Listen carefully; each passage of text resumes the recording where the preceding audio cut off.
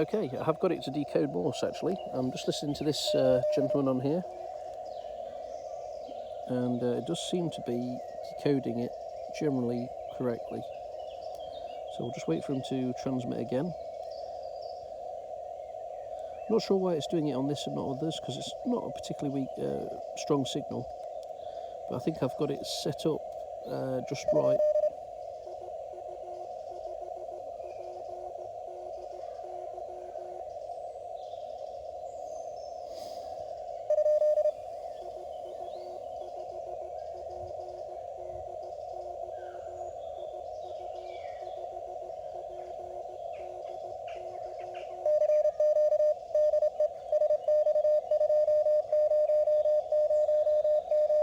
This does seem to be going perhaps a bit fast for...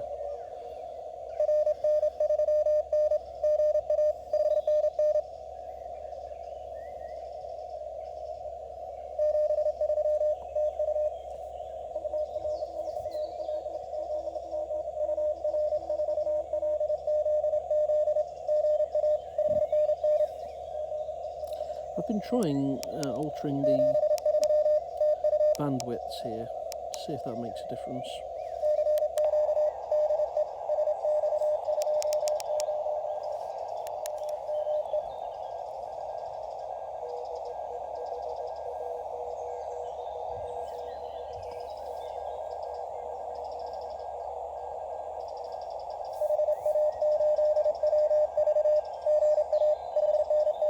No, that's not helping.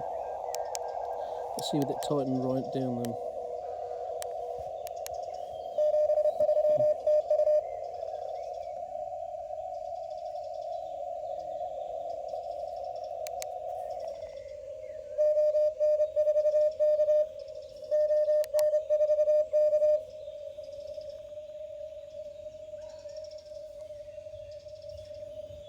Might be too much.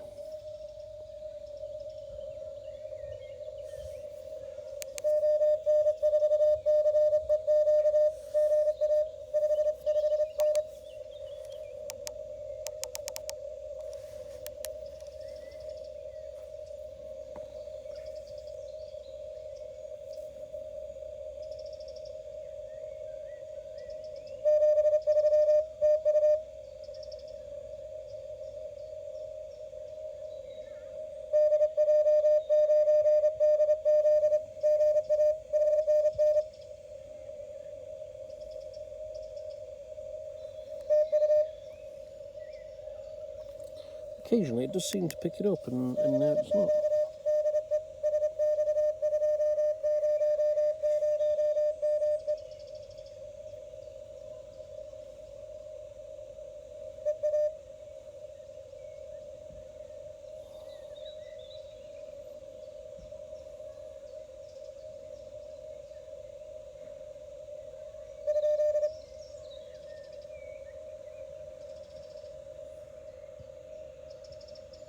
Trying to tweak it as he's sending to see if it makes a difference, but nothing so far.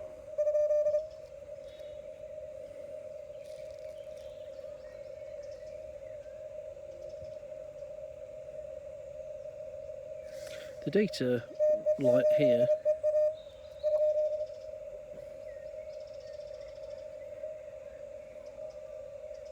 the data light's coming on to say it's receiving it, but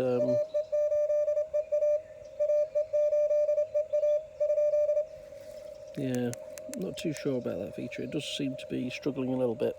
It would be nice if they came out with some sort of update to improve that, or give more details on how it can be improved. Let's just see if...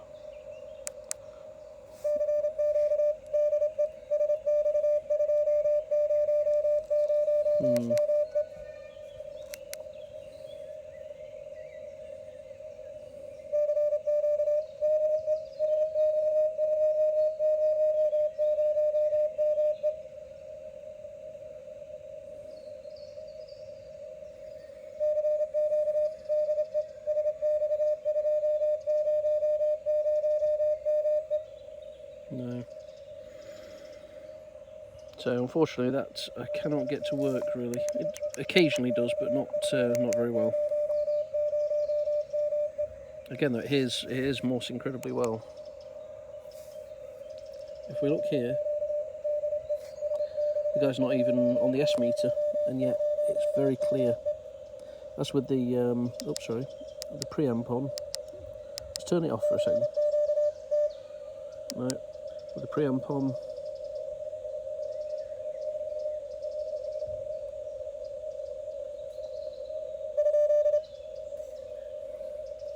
I wonder if that helps actually.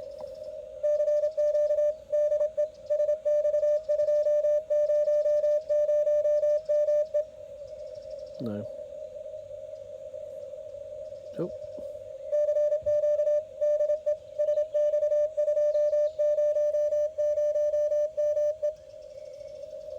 No, that's a shame.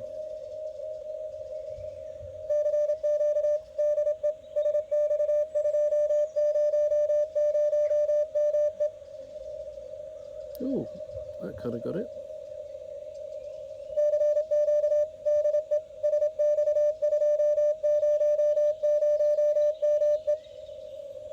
So that is picking up this part here. This is actually, yeah.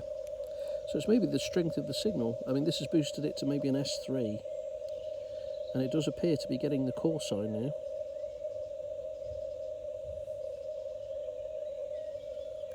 So I think the strength of the signal's key here.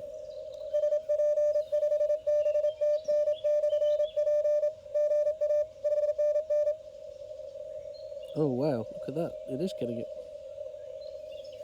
So let's just watch this and see how it does.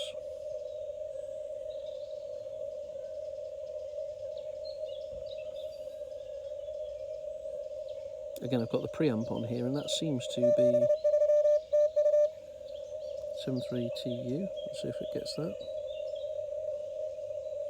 Nope. CQDE SX 200. No, didn't get that.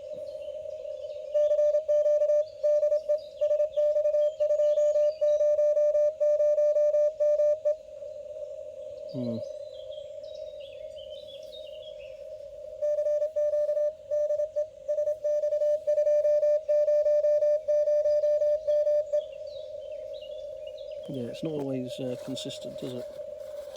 Now, I have actually purchased a Morse paddle, CW Morse paddle from Martin Lynch & Sons in the UK, which, to my frustration, didn't come with a cable. So this is it here, and I've actually seen Thomas Weatherspoon using this, and he thought a lot of it, so I thought I'll have a go with that. I'll just plug it in.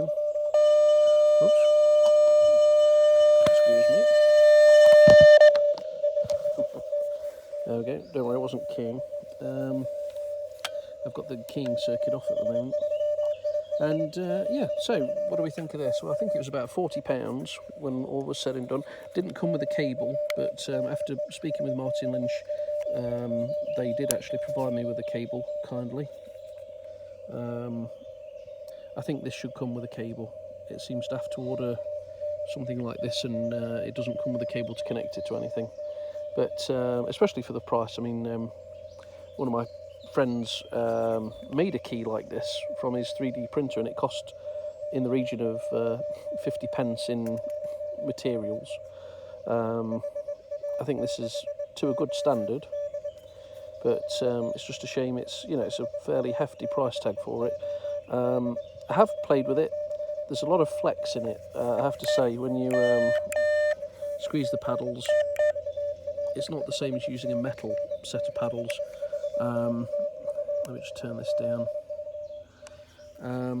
So it's not the same as a metal one, but if you're going portable, it's something that you don't worry about losing or breaking. It comes with an Allen key, so you can adjust it, although to be honest, these you can turn by hand to adjust the gapping and how much movement there is. It's a nice thing. I would expect it to be cheaper, to be honest. So let's see how we set this up. I've just plugged it into the key jack here, and we have to go into the menu and tell it it's a paddle.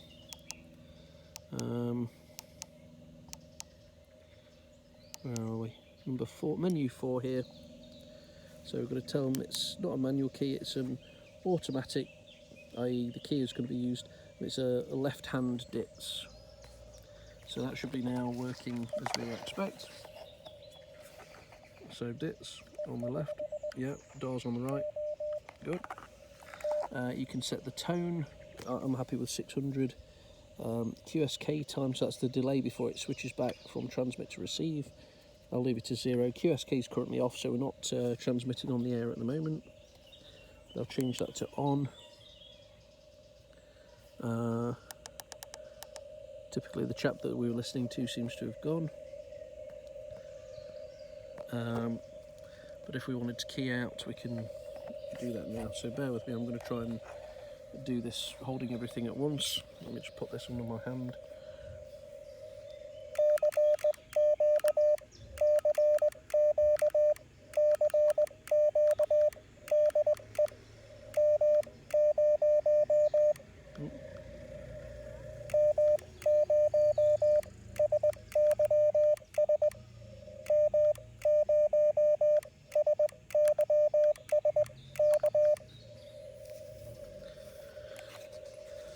Okay,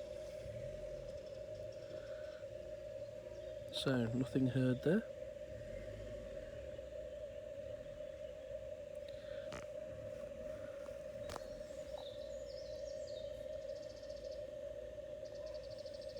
And typical, everything's gone quiet when you try and call somebody.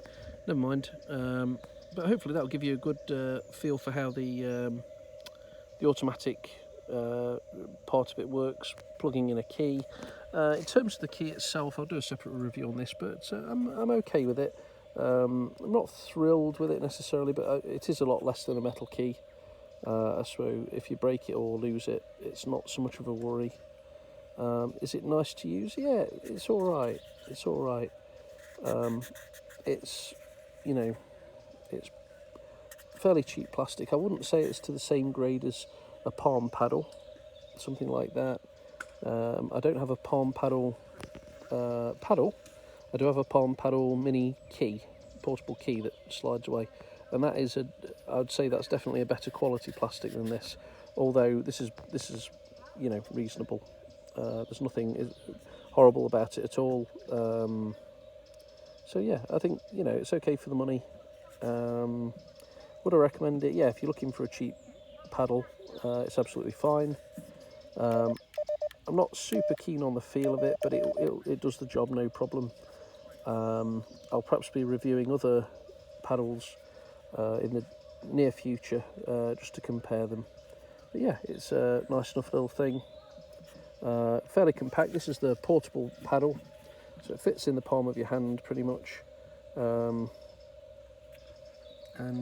it's fine for going portable. So I'll try and make a few contacts now, and if I get any, I will record it.